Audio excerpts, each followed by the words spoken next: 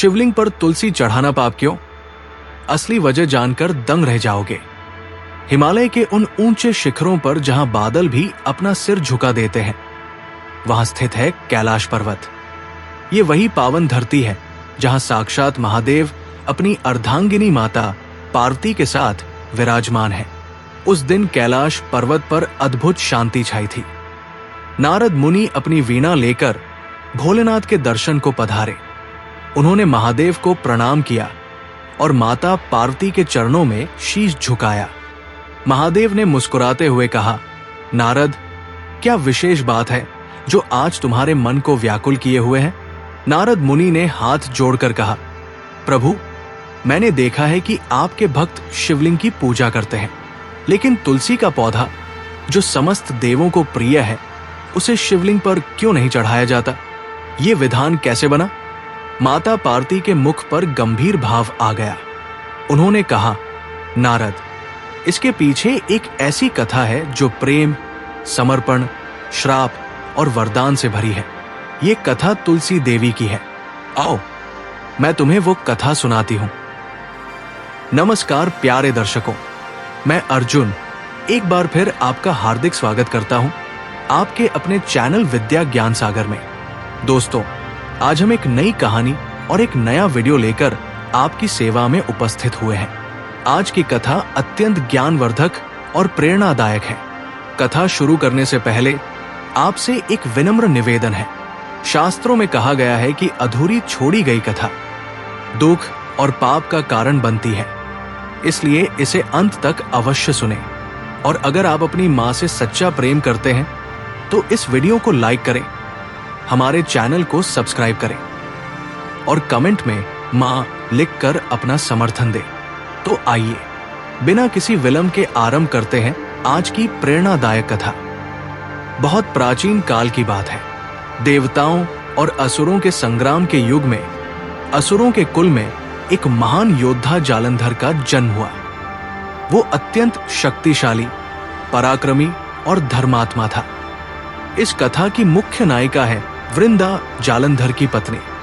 वृंदा का जन्म कालनेमी के घर में हुआ था। बचपन से ही वृंदा में दिव्य तेज था।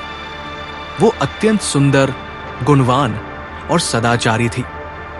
उनकी भक्ति और पवित्रता की ख्याति सभी लोकों में फैली थी। वृंदा को बचपन से ही भगवान विष्णु में अटूट श्रद्धा थी। प्रतिदिन प्रातःकाल वे विष्णु भगवान की पूजा करती। उनका जीवन सादगी और पवित्रता का प्रतीक था। युवावस्था में उनके रूप और गुण की प्रशंसा सभी लोग करने लगे। जब जालंधर ने वृंदा के रूप और गुणों की प्रशंसा सुनी तो वो उनसे मिलने गया। वृंदा के दिव्य रूप और पवित्र स्वभाव से वो अत्यंत प्रभावित हुआ। उसने वृंदा के पिता के पास विवाह का प्रस्ताव भेजा। वृंदा ने एक शर्त रखी, पिताजी, यदि ये आपकी इच्छा है तो स्वीकार है, लेकिन मुझे अपनी विष्णु भक्ति में कभी कोई बाधा नहीं आनी चाहिए। जालंधर ने ये शर्त सहर्ष स्वीकार की और कहा, वृंदा, मैं तुम्हारी भक्ति का सम्मान करता हूं। मैं न केवल तुम्हारी भक्ति में बाधा नहीं डालूंगा, बल्कि स्वयं भी धर्म के मार्ग पर चलूंगा। इस प्रकार वृंदा और जालंधर का दिव्य विवाह संपन्न हुआ। विवाह के बाद वृंदा ने आदर्श पत्नी के सभी कर्तव्य निभाए। वे प्रातःकाल सबसे पहले उठती, स्नान करके विष्णु भगवान की पूजा करती और फिर अपने पति की सेवा करती। उनका जीवन एक सुनिश्चित दिनचर्या पर आधारित था। जालंधर भी अपनी पत्नी के गुणों से प्रभावित था। वृंदा का पतिव्रत धर्म इतना दृढ़ था कि उनके तेज से संपूर्ण राजमहल प्रकाशित रहता। उनकी पवित्रता और सतीत्व की शक्ति इतनी प्रबल थी कि कोई नकारात्मक शक्ति उनके पास नहीं आ सकती थी। वृंदा प्रतिदिन अपने उद्यान में एक विशेष पौधे की पूजा करती थी। यह पौधा अत्यंत सुगंधित और पवित्र था, जिसे बाद में तुलसी के नाम से जाना गया। वे इसे विष्णु भगवान का ही रूप मानकर पूजा करती थी। जालंधर की शक्ति दिन प्रतिदिन बढ़ती गई। वो अनेक युद्धों में विजयी हुआ। देवताओं को भी उसके पराक्रम से चिंता होने लगी। लेकिन जालंधर की इस शक्ति का मूल कारण वृंदा का पतिव्रत धर्म था। वृंदा के सतीत्व की शक्ति एक ऐसा कवच था जो जालंधर को अजेय बना देता था। एक दिन जालंधर युद्ध के लिए जा रहा था। वृंदा ने उसका तिलक किया और कहा, स्वामी, धर्म के मार्ग पर चलते हुए विजय प्राप्त करें। सच्ची विजय वह है जो धर्म और न्याय से प्राप्त होती है। जालंधर ने कहा, वृंदा, तुम्हारा आशीर्वाद ही मेरी सबसे बड़ी शक्ति है। तुम्हारी पवित्रता के कारण ही मैं युद्ध में अजेय रहता हूं। लेकिन समय के साथ जालंधर का अहंकार बढ़ने लगा। उसने देवलोक पर आक्रमण का निश्चय किया। वृंदा ने समझाने का प्रयास किया, स्वामी, देवताओं से युद्ध उचित नहीं है। वे लोक के संरक्षक हैं। कृपया पुनर्विचार करें। लेकिन अहंकारी जालंधर ने नहीं सुना। उसने कहा, तुम्हारा सतीत्व ही मेरी रक्षा करेगा। मैं किसी से नहीं डरता। वृंदा का हृदय पीड़ा से भर गया।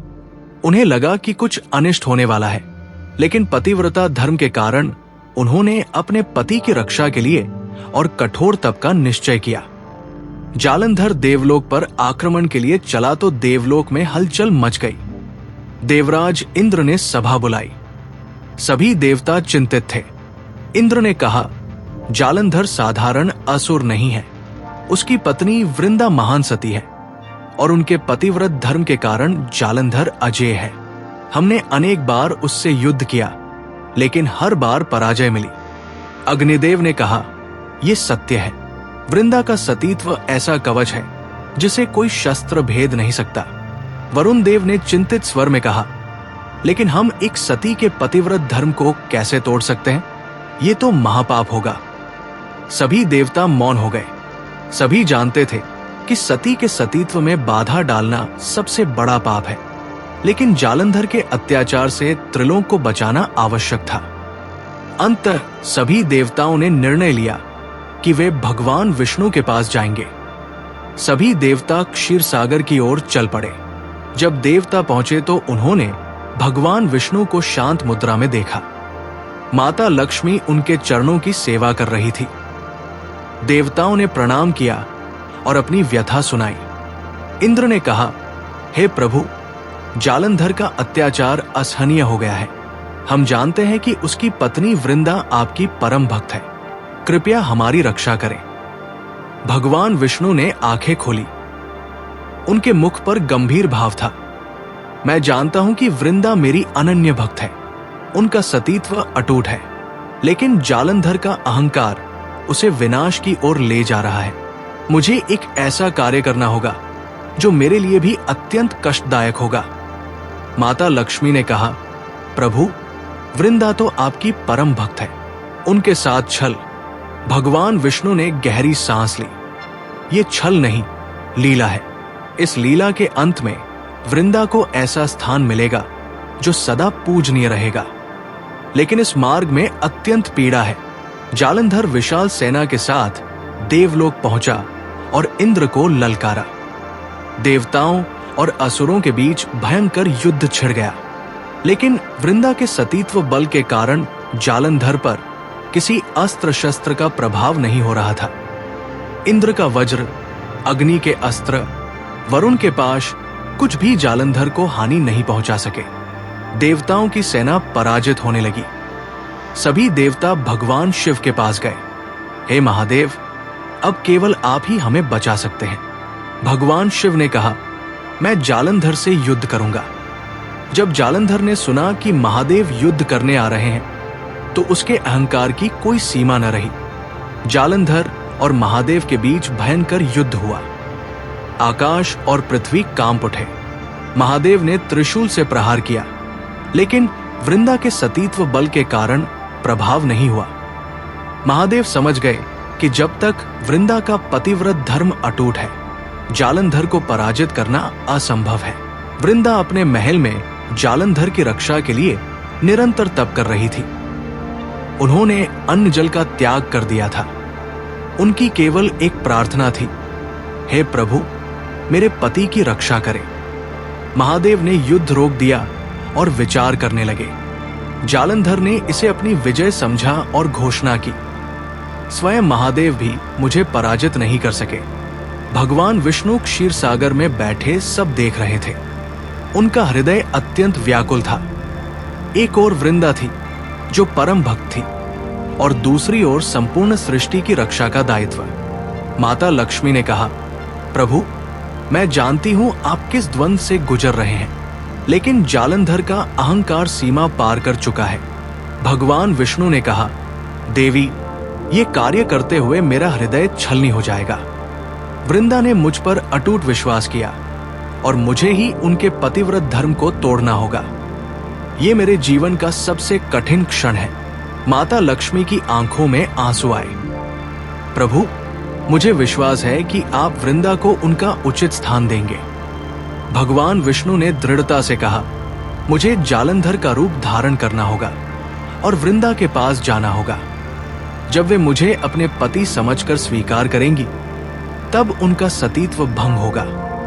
ये कहते हुए भगवान की आंखों में आंसू आ गए। भगवान ने जालंधर का रूप धारण किया और वृंदा के महल की ओर चल पड़े। वृंदा अपने कक्ष में विष्णु भगवान की आराधना कर रही थी। तभी उन्हें अपने पति के आगमन का आभास हुआ। उन्होंने आंखें खोली और देखा कि जालंधर महल में आ रहे हैं। वृंदा तुरंत उठी। स्वामी, आप युद्ध से लौट आए, क्या सब कुशल है? भगवान विष्णु जालंधर के रूप में बोले, वृंदा, मैं ठीक हूं। तुम्हारे सतीत्व बल के कारण मैं सुरक्षित हूं। वृंदा ने पति की सेवा करनी शुरू की। जब वृंदा सेवा कर रही थी तो भगवान का हृदय करुणा से भर गया। लेकिन उसी क्षण वृंदा के मन में एक अजीब अनुभूति हुई। उन्हें लगा कि कुछ भिन्न है। उनकी दिव्य दृष्टि ने कुछ भांप लिया। वृंदा ने कहा, स्वामी, मुझे कुछ अजीब लग रहा है। आपकी आंखों में वो तेज नहीं है जो सदा रहता है। ठीक उसी क्षण युद्ध क्षेत्र में महादेव ने देखा कि जालंधर की शक्ति क्षीण हो रही है। उन्होंने त्रिशूल उठाया और जालंधर पर प्रहार किया। इस बार त्रिशूल ने प्रभाव दिखाया। जालंधर घायल हो गया। वो चिल्लाया, ये कैसे हो सकता है? वही क्षण महल में वृंदा ने अपनी दिव्य दृष्टि से देखा और सत्य उनके सामने आ गया। जो व्यक्ति उनके सामने था वो जालंधर नहीं बल्कि भगवान विष्णु थे। वृंदा का शरीर कांप उठा। उनकी आंखों से आंसुओं की धारा बह निकली। प्रभु, यह आपने क्या किया? मैंने आप पर इतना विश्वास किया और आपने ही मेरे पतिव्रत धर्म को भंग कर दिया। मैं आपकी भक्त थी और आपने मेरे साथ छल किया। भगवान विष्णु अपने वास्तविक रूप में आ गए। उनकी आंखों में भी आंसू थे। वृंदा, मैं जानता हूं कि तुमने मुझ पर अटूट विश्वास किया था, लेकिन ये छल नहीं, लीला थी।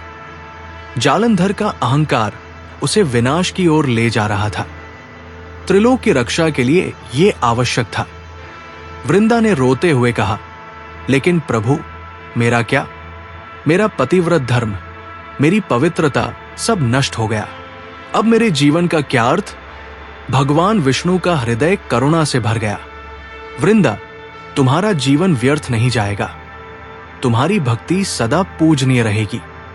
मैं तुम्हें वरदान देता हूं। लेकिन वृंदा का हृदय क्रोध और पीड़ा से भर गया। उन्होंने अपने आंसू पोंछे और सारी दिव्य शक्ति एकत्रित की। उनकी आंखों में क्रोध की अग्नि धधक उठी। प्रभु, आप मुझे वरदान देना चाहते हैं, लेकिन पहले मेरा श्राप सुनिए। आपने मेरे पति को मुझसे छीन लिया। आपने मेरे विश्वास को तोड़ा। वृंदा की आवाज में इतनी पीड़ा थी कि संपूर्ण ब्रह्मांड कांप उठा। हे विष्णु, जिस प्रकार आपने मुझसे मेरे पति को छीना है, उसी प्रकार एक दिन आपसे भी आपकी पत्नी छीन ली जाएगी। आप वियोग की पीड़ा सहेंगे। आप अपनी पत्नी को खोजते हुए वनों वनों भटकेंगे। माता लक्ष्मी भी वहां प्रकट हुई। वृंदा, तुम्हारी पीड़ा मैं समझती हूं। वृंदा ने श्राप जारी रखा और हे प्रभु, आपको पत्थर का होना होगा। भगवान विष्णु शांत खड़े रहे। वृंदा, तुम्हारा श्राप मुझे स्वीकार है। मैं जानता था कि ये मेरे कर्म का फल होगा। तुम्हारा पहला श्राप सत्य होगा। और मुझे राम के रूप में सीता के वियोग की पीड़ा सहनी होगी। और दूसरा श्राप भी सत्य होगा, मुझे शालिग्राम के रूप में पत्थर बनना होगा।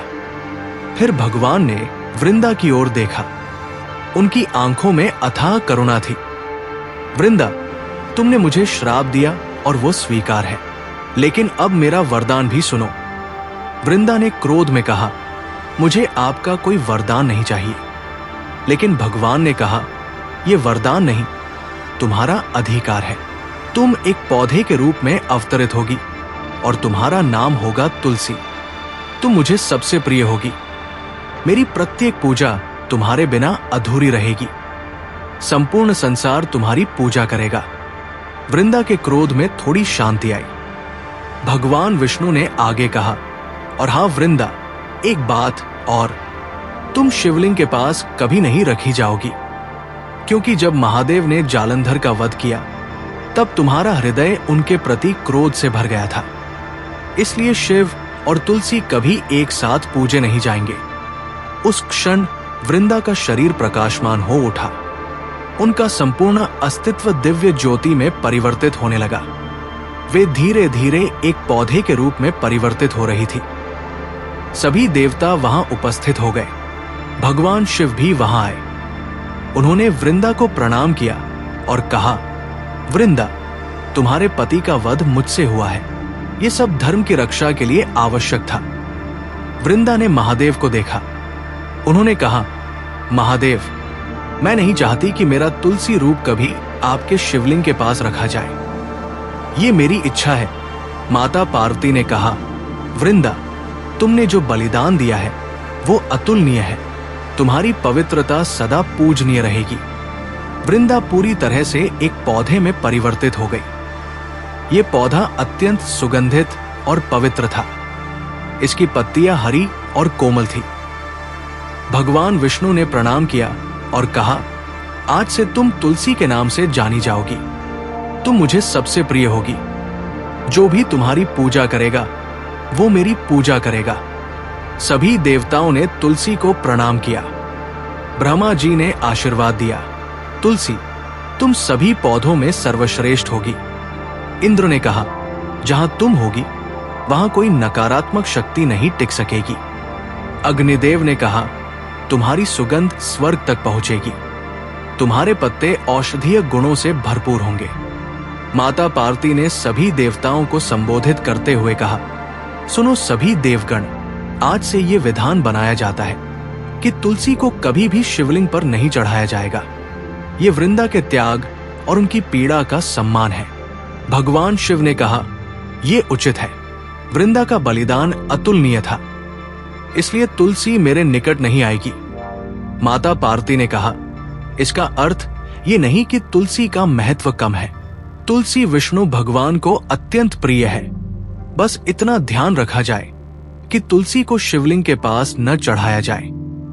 ब्रह्मा जी ने पूछा, यदि कोई अज्ञानतावश तुलसी को शिवलिंग पर चढ़ा दे? माता पार्वती ने उत्तर दिया, ऐसा करना महादेव और तुलसी दोनों का अपमान होगा। ये वृंदा के त्याग की अवहेलना होगी। भगवान विष्णु ने कहा, शिव को बेलपत्र, धतूरा और आग के फूल प्रिय है। मुझे तुलसी प्रिय है। प्रत्येक देवता की अपनी पसंद है। माता लक्ष्मी ने कहा, तुलसी केवल पौधा नहीं है, ये वृंदा का दिव्य रूप है। इसलिए तुलसी की पूजा देवी के रूप में की जानी चाहिए।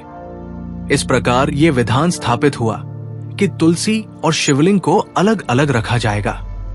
ये नियम आज भी हिंदू धर्म में पालन किया जाता है।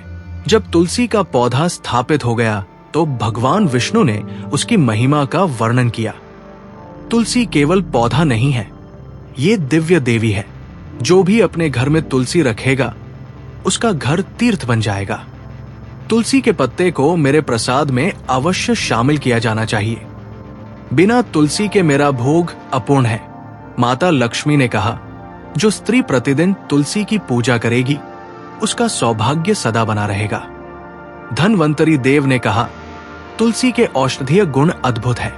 इसके पत्ते अनेक रोगों का नाश करते हैं। सूर्य देव ने कहा, तुलसी सूर्य की किरणों से ऊर्जा ग्रहण करती है। इसे खुली धूप में रखना चाहिए। ब्रह्मा जी ने कहा, जो प्रतिदिन तुलसी की परिक्रमा करेगा उसे अश्वमेध यज्ञ का फल मिलेगा। तुलसी की जड़ों में सभी तीर्थ निवास करते हैं। माता सरस्वती ने कहा, तुलसी के पास बैठकर अध्ययन करने से बुद्धि तीव्र होती है। गणेश जी ने कहा, जो नया कार्य प्रारंभ करे और तुलसी की पूजा करे तो उसके कार्य में कोई विघ्न नहीं आएगा। इस प्रकार तुलसी को सभी देवताओं का आशीर्वाद प्राप्त हुआ और वो समस्त संसार में पूजनीय हो गई। माता पार्वती ने कथा समाप्त करते हुए नारद मुनि से कहा, नारद, यही कारण है कि तुलसी को शिवलिंग पर नहीं चढ़ाया जाता। ये वृंदा की पीड़ा, उनके त्याग और उनकी भक्ति की याद है। नारद मुनि की आंखों में आंसू आ गए। उन्होंने कहा, माता, ये कथा अद्भुत है और ये कथा यही समाप्त होती है। ओम नमः शिवाय। हर हर महादेव। जय तुलसी माता, जय वृंदा देवी।